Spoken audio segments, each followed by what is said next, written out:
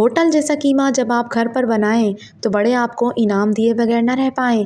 مزیدار، ذائقے دار، لاجواب فرائی قیمہ ایسا بن کر تیار ہوگا کہ اس کا ذائقہ آپ کی زبان پر ہی رہ جائے گا، اور ساتھ لچھے دار پراٹھے ہوں تو اس کا مزہ ہی دوبالا ہو جائے گا۔ تو السلام علیکم، میں ہوں شیف اقرا، اور آج ہم بنائیں گے بنس روڈ کے مشہور فرائی کباب۔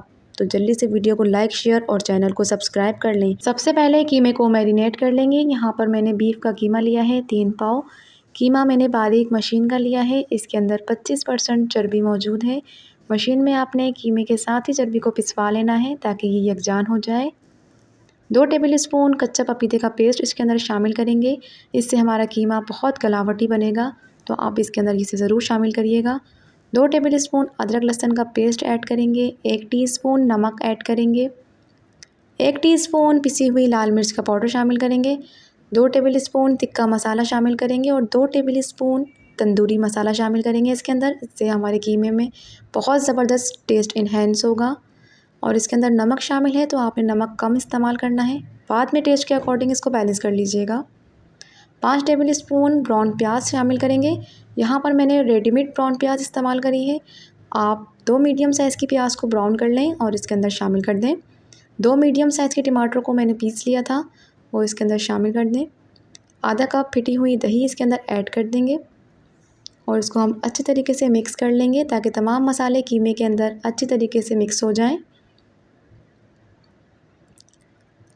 یہاں پر ہمارا قیمہ اچھی طریقے سے مکس ہو گیا ہے۔ اب اس کو ہم کلین کر دیں گے اور اس کو ہم رکھ دیں گے فریج میں 2 گھنٹے کے لیے تاکہ مسالے قیمے کے اندر اچھی طریقے سے جذب ہو جائیں۔ اب ایک کڑھائی کے اندر آدھا کپ تیل شامل کریں گے اور اس کے اندر میرینیٹ کیا ہوا قیمہ ایڈ کر دیں گے، اور اس کو ہم اچھی طریقے سے مکس کر لیں گے۔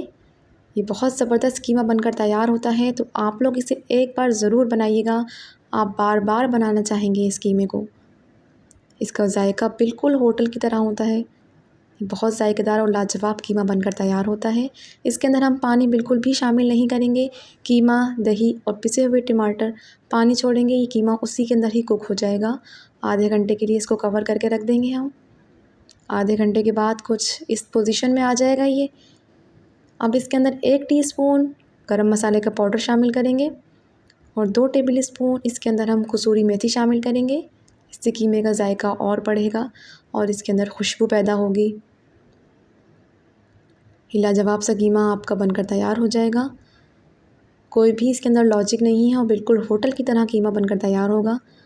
آپ یقین کریں گے بہت ذائقہ دار قیمہ بن کر تیار ہوتا ہے۔ ہمارے گھر میں جب بھی یہ بنتا ہے سب کو بہت ہی پسند آتا ہے، اور مہمان تو اس کی ریسیپی پوچھے بغیر رہ ہی نہیں پاتے۔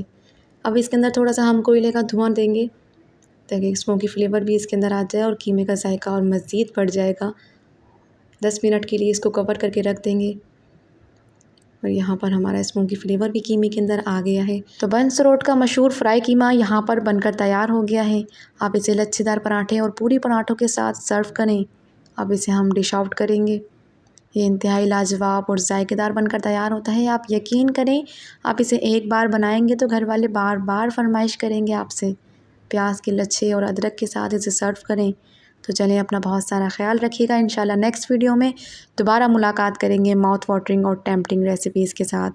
میری ریسیپی اچھی لگے تو میرے چینل کو سبسکرائب، ویڈیو کو لائک کر لیجئے گا۔